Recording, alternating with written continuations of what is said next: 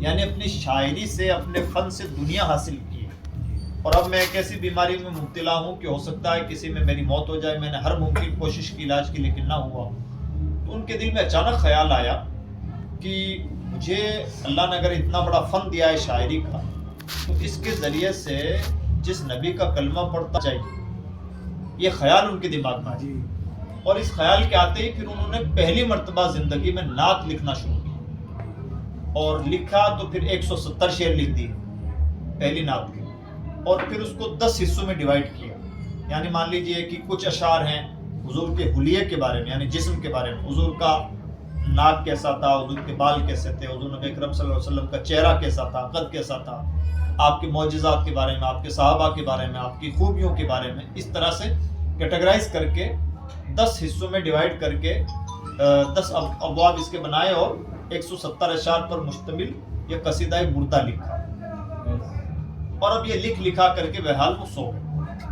خدا کا کرنا ایسا ہوا کہ رات میں انہیں حضور نبی اکرم صلی اللہ علیہ وسلم کی زیارت نصیب ہوئی، اور حضور نبی اکرم صلی اللہ علیہ وسلم نے انہیں ان کے جسم پر ہاتھ پھیرا، دعا دی، اور ساتھ ہی ساتھ تحفے میں چادر عطا فرمائی۔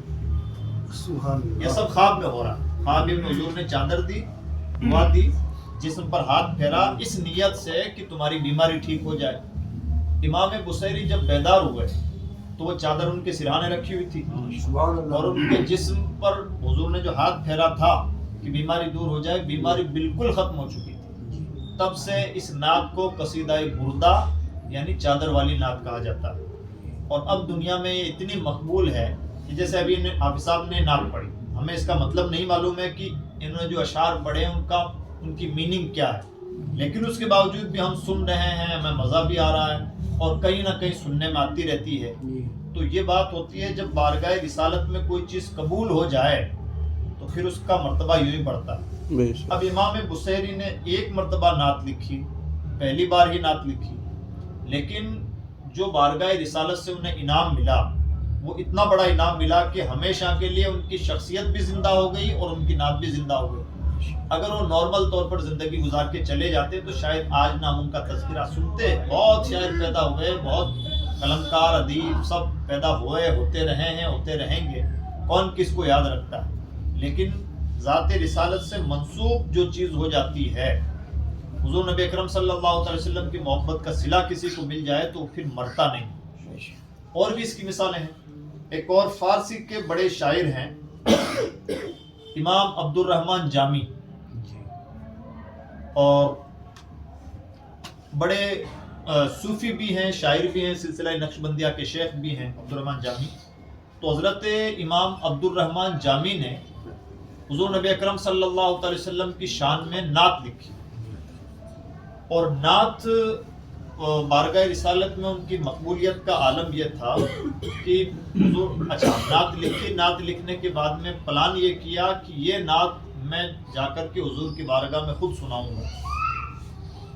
امام عبد الرحمن جامی بارگاہ رسالت میں اتنے مقبول تھے کہ جب وہ سلام کرتے تو بارگاہ رسالت سے انہیں جواب ملتا، سبحان اللہ۔ اور جب وہ مدینہ سے لوٹ کر واپس اپنے وطن جاتے تو اجازت طلب کرتے کہ یا رسول اللہ جانا چاہتا ہوں، تو حضور کا جواب آتا بسلامت روی و باز آئی، خیریت کے ساتھ جاؤ اور واپس بھی آنا۔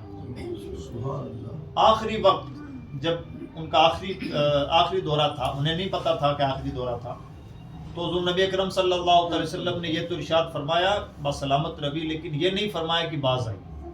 اسی سے وہ سمجھ بھی گئے تھے کہ شاید اب میری زندگی وفا نہیں کرے گی۔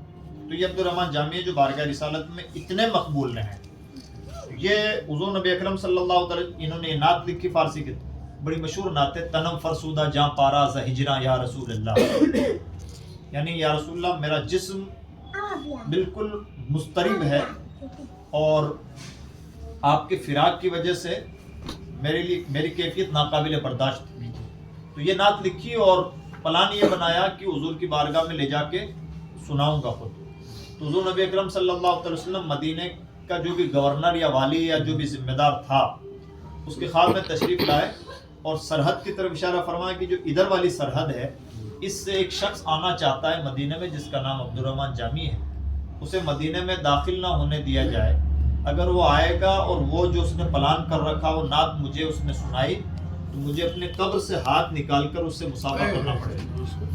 یہ حضرت عبدالرحمن جامی کی بارگاہ رسالت میں مقبولیت ہے. ایسی ایک نہیں بہت مثالیں ہیں. ایک بزرگ ہیں سید احمد کبیر رفاعی علیہ رحمہ، بڑے بزرگ ہیں، عراق کے باشندے ہیں، اور یہ اتنے بڑے بزرگ ہیں کہ ایک بحث ہے کہ غوث اعظم شیخ عبد القادر جیلانی بڑے ہیں یا سید احمد کبیر رفاعی بڑے ہیں.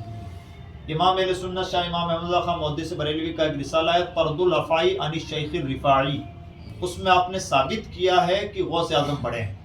لیکن بات یہ ہے کہ جس شخصیت کے بارے میں یہ بحث چل رہی ہے کہ وہ بڑے کہ شیخ عبد القادر جیلانی بڑے، وہ بھی تو چھوٹے نہیں ہو سکتے، وہ بھی تو ظاہر سی بات ہے بڑی شخصیت ہے. دنیا کے 4 اقطاب میں سے ایک قطب ہے. حضرت سید احمد کبیر رفاعی علیہ رحمہ بارگاہ رسالت میں حاضر ہوئے اور سلام پیش کیا، اور سلام پیش کرنے کے بعد انہوں نے کہا رسول اللہ، مجھے اس کا جواب ملا تو انہوں نے کہا رسول اللہ میں مصافحہ چاہتا ہوں، اس لیے کہ دور سے سلام تو ہوتا رہا ہے، آج حاضر ہوا ہوں تو مصافحہ چاہتا ہوں. اب وہاں اتنی بھیڑ میں کون کیا کہہ رہا ہے وہ تو وہی دیوانہ جانے. تو یہ راز و نیاز کی باتیں. حضرت سید احمد کبیر رفاعی علیہ الرحمہ نے مسلسل یہی اصرار رکھا، ضد رکھی کہ میں مصافحہ چاہتا ہوں. کچھ دیر کے بعد میں دنیا نے دیکھا کہ قبر مبارک شق ہوئی، ہاتھ باہر نکلا اور حضرت سید احمد کبیر رفاعی علیہ الرحمہ نے مصافحہ کی. سبحان اللہ. تو یہ سید احمد کبیر رفاعی علیہ الرحمہ نے مشاہدہ فرمایا. یہ چند مثالیں ہوئیں. ایک ہمارے پڑوس کے پاکستان کے ایک بزرگ گزرے ہیں خواجہ نور محمد مہاروی. یہ بہت پرانی بات نہیں ہے، خواجہ نور محمد مہاروی ابھی قریب کے بزرگ ہیں، یعنی 200 سال ہوئے ہوں گے. خواجہ نور محمد مہاروی، خواجہ سلیمان توسوی ایک بزرگ ہیں، ان کے پیر و مرشد ہیں خواجہ نور محمد مہاروی. تو حضرت خواجہ نور محمد مہاروی علیہ رحمہ صوفی منوش آدمی تھے اور فقیرانہ لباس میں رہتے تھے اور پیری مریدی کرتے تھے. اب جو اللہ والے ہوتے ہیں وہ کئی بار چھپے ہوتے ہیں، انہیں عام لوگ نہیں پہچان پاتے. حضرت خواجہ نور محمد مہاروی بھی عام لباسوں میں رہتے تھے، پہچان نہیں پاتے تھے. تو آپ اپنے مریدوں کے علاقے میں تھے، ایک مولانا صاحب تھے جو اسی علاقے کے رہنے والے تھے. اچھا، یہ کچھ چیزیں سائیکولوجیکل طور پر بھی ہوتی ہیں. اگر کوئی بہت اچھا مولانا ہو اس کو آسانی سے کوئی پیر فقیر بھی ہضم نہیں ہوتا ہے، ایک نیچر ہے. یا کسی بھی قابل آدمی کو جب اسے اپنی قابلیت کا احساس ہو تو کئی مرتبہ ہر کوئی ہضم نہیں ہوتا ہے.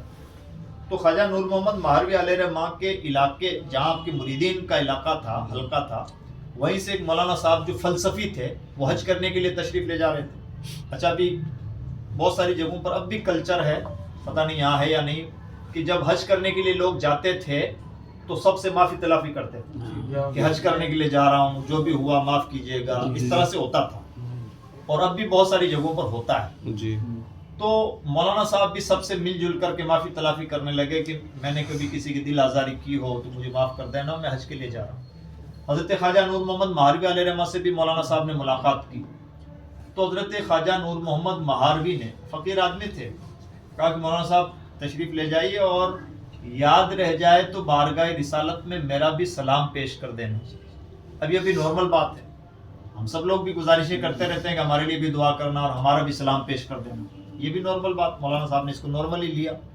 مولانا صاحب حج کے لیے تشریف لے گئے، حج کیا، پھر وہاں سے مدینہ شریف پہنچے. مکہ میں تو آدمی بیزی رہتا ہے، مدینہ میں اتنی مصروفیت نہیں رہتی. مدینہ میں تو نمازیں پڑھنی ہیں، تلاوت وغیرہ جو کرنا ہے کر لیجئے، ایکسٹرا کچھ ہے نہیں ایکٹیویٹیز.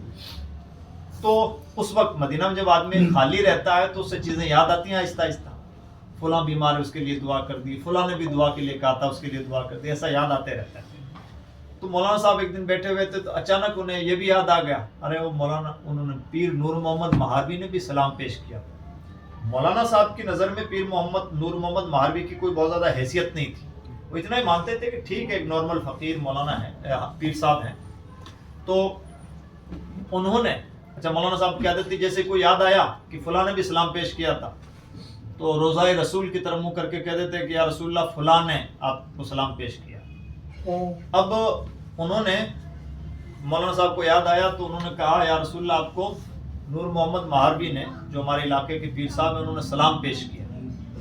جیسے انہوں نے جملہ بولا تو بارگاہ رسالت سے جواب آیا اور حضور نے جواب بھی دیا اور ارشاد فرمایا کہ نور محمد مہاروی کو بھی ہمارا سلام کہتے. سبحان اللہ. مولانا صاحب کی حیرت کی انتہا نہ رہی. یہ تو بہت انوکھی بات ہو گئی، بلکہ سب پر بھاری. جس نے حضور کی زبان سے یہ کلمہ سن لیا ہو اس کی کیفیت بدل گئی، اب ان کی حالت تبدیل.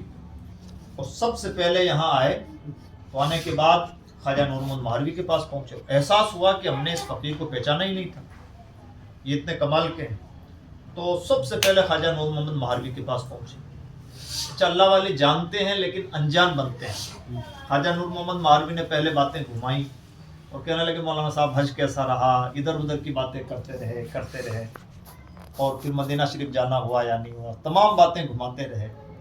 اور پھر ذرا سنبھل کے بیٹھے خود اور پھر پوچھا کہ مولانا صاحب کیا ہمارا بھی سلام بارگاہ رسالت میں پیش کیا؟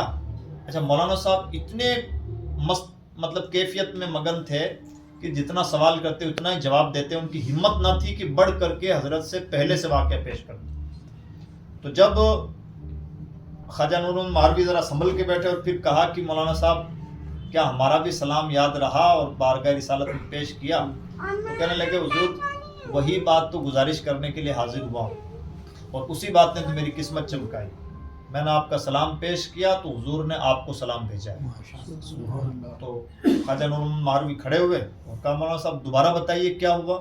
تو انہوں نے کہا کہ میں نے بارگاہ رسالت میں پیش کیا کہ یا رسول اللہ نور محمد مہاروی نے آپ کو سلام بھیجا ہے. تو حضور نے پلٹ کے کہا کہ نور محمد مہاروی کو بھی ہمارا سلام کہنا.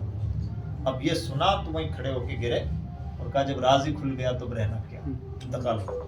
تو یہ ہے بارگاہ رسالت. یعنی جو بھی اس بارگاہ سے سچی لو لگاتا ہے وہ کبھی محروم نہیں رہتا. پریشانی یہ ہے کہ کئی مرتبہ ہم رسول اللہ کے رشتے کو بھی نارمل رشتوں کی طرح سمجھنے لگتے ہیں.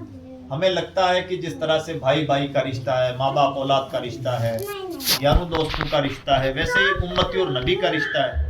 جبکہ رشتہ اتنا محتم بشان، اتنا اہم ترین رشتہ ہے کہ سب سے بڑا رشتہ یہی رشتہ ہے. اور جب اس رشتے کو کوئی سمجھ جائے تو پھر اس کی شان جدا ہوتی ہے. جیسا کہ صحابہ کرام نے سمجھا اور صحابہ کرام نے اس کو پرکھا. مطلب صحابہ کرام نے اس رشتے کو جتنی نزاکت کے ساتھ نبھایا ہے. ہم اگر عقل کے پیمانوں سے پرکھنے کی کوشش کریں گے تو عقل انکار کرتی ہے کہ کیا ایسی بھی کوئی دیوانگی ہوتی ہے. یعنی ہم تو مسلمان ہیں، ایسے واقعات جمعہ میں تقریروں میں سنتے رہتے ہیں، اس لیے ہمیں انوکھے نہیں لگتے. اگر صحابہ کی جو محبت رسول ہے اس کے واقعات عام دنیا کے سامنے پیش کیے جائیں تو دنیا کو لگے گا کہ ایسے بھی کوئی محبت کرتا ہے. یہ جو محبت ہے دراصل یہی محبت رسول ہے. اور رسول اللہ کی محبت اسی معیار کی ہونی چاہیے کہ وہاں کچھ نہ ہو. جیسے